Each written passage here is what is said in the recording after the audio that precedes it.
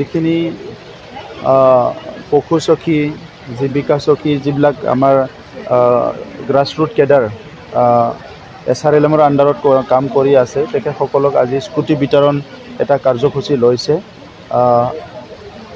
গ্ৰাম্য উন্নয়ন আৰু বিশেষভাৱে আমাৰ মহিলাসকলক স্বাৱলম্বী কৰাৰ কাৰণে ভাৰত চৰকাৰৰ বিভিন্ন আঁচনি আৰু অসম চৰকাৰৰ বিভিন্ন আঁচনি এতিয়া খুব এফেক্টিভলি আমাৰ গ্ৰাম্য অঞ্চলত চলি আছে।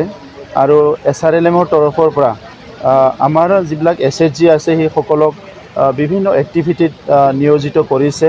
আৰু ইয়াৰ মূল কাৰণটো হৈছে যে আজি গ্ৰাম্য অঞ্চলত যিটো অৰ্থনীতি এইটো লাহে লাহেকৈ বহুত মানে বেয়া অৱস্থাৰ ফালে গৈ আছিলে, কাৰণ আমাৰ এটা ট্ৰেন্সফৰ্মেশ্যন আহিছে। আজিৰ পৰা 25-30 বছৰ আগলৈকে আমাৰ গাঁৱৰ মহিলাসকলে নিজৰ পৰিয়ালৰ বিভিন্ন উৎপাদনৰ কামত জড়িত হৈ আছিলে।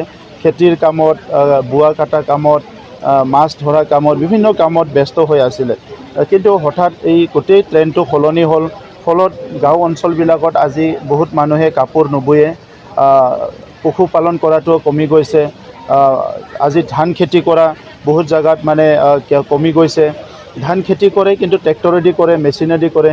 চ' এইবিলাকৰ কাৰণে বহুতখিনি সমস্যা আহিছিলে। কিন্তু এতিয়া Asrlমৰ দ্বাৰাই আমাৰ বিভিন্ন SHG গ্ৰুপবিলাকক বিভিন্ন এক্টিভিটি, বোৱা কটা এক্টিভিটি, খেতিৰ এক্টিভিটি, আমাৰ পশুপালনৰ এক্টিভিটি, এইবিলাক বিভিন্ন কামত নিয়োজিত কৰা হৈছে। আৰু তেখেতসকলক চোৱা চিতা কৰাৰ কাৰণে সেই গাঁৱৰ মহিলাসকলক পুনৰ অৰ্গেনাইজ কৰাৰ কাৰণে সেল্ফ হেল্প গ্ৰুপৰ থ্ৰুৱেদি বিভিন্ন কেডাৰ সৃষ্টি কৰা হৈছে।